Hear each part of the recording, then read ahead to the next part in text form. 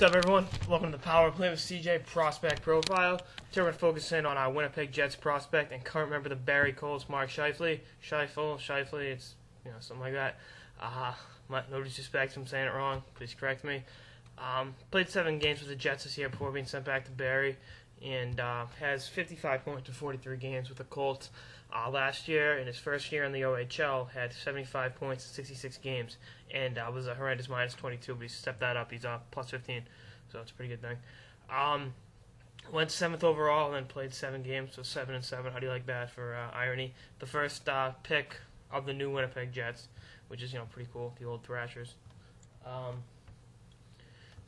Some more background on him. 93, so he's still only, he'll be 19 next week, so happy early birthday. A little bit, he's a big kid, 6'3", 180, ideal size for the center position, especially in a team that lacks size down the middle, with Winnipeg.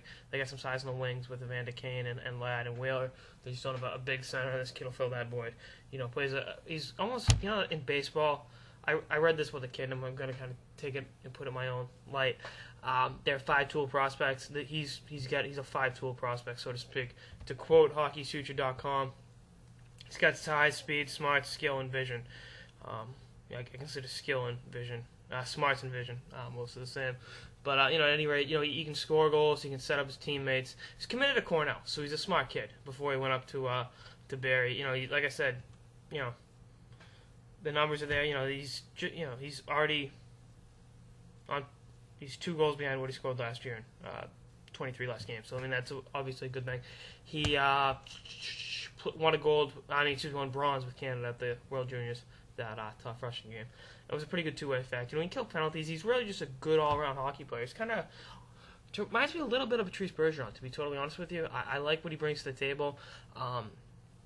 I think Bergeron, with the exception of Datsuk, is a preeminent two-way player in the game and can really play 2-4 games. I think this kid's real similar.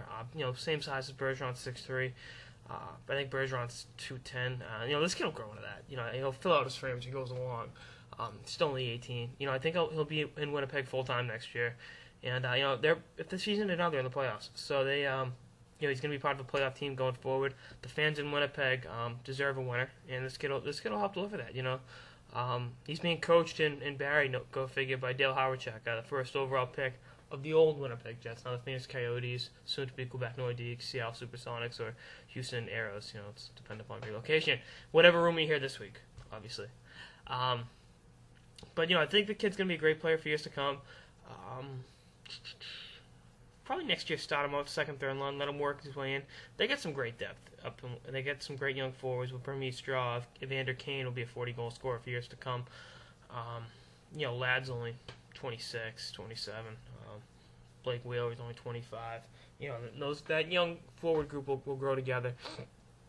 And hopefully they can have a pretty good defense. This draft's pretty deep in defensemen. They can draft another defenseman to complement, Enstrom, Bogosian, a big buff, going forward to the young puck mover, and they're going to be great. They really, Pavlik's a great goalie, and that forward core will grow together, and they'll really and I think Winnipeg deserved a team. I don't think they should have relocated to Phoenix. That was awful what they did to the fans up there. I'm here in Tampa. I love the Lightning, but if Tampa, Miami, Phoenix, Dallas, all these teams deserve hockey. All these markets deserve hockey teams. So are those Canadian markets like Winnipeg and Quebec. Those fans are just as passionate as anyone. And they may technically be small markets, but those fans turn out in droves, and they're some of the most passionate fans in hockey. If the Jets make the playoffs, that's going to be one tough barn to play in. Especially if they make it as a 3 seed. People think, the 3 seed automatically gets that because of the Southeast Division, and it hasn't been as strong this year as it has been in recent years, with Washington being subpar. But I rue going up there. I rue the team has to go up there. That's, Jesus, that'd be awesome. And like I said, they're loud and they're passionate, and that's what they deserve. They had the old whiteouts when the Jets were there. I think that's going to be something similar if they make the playoffs this year. And I hope they can go around it, too. Like I said, I think they deserve a winner up there. And they should be relocated to the West next year. That was BS what they did. You're having to play Tampa, Florida. Having to play in the state of Florida 6 times, and you're in Manitoba.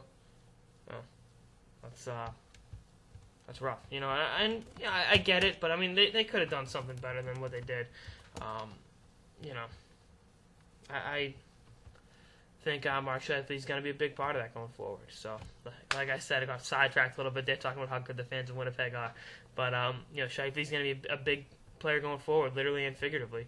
And if they want to have a winner for years to come, they're going to need a guy like him to step up and be a preeminent two-way player. That's all I got for this episode of the Power Play with CJ Prospect Profile and Winnipeg Jets prospect Mark Scheifele. Stay tuned for more episodes throughout the season. Later, guys.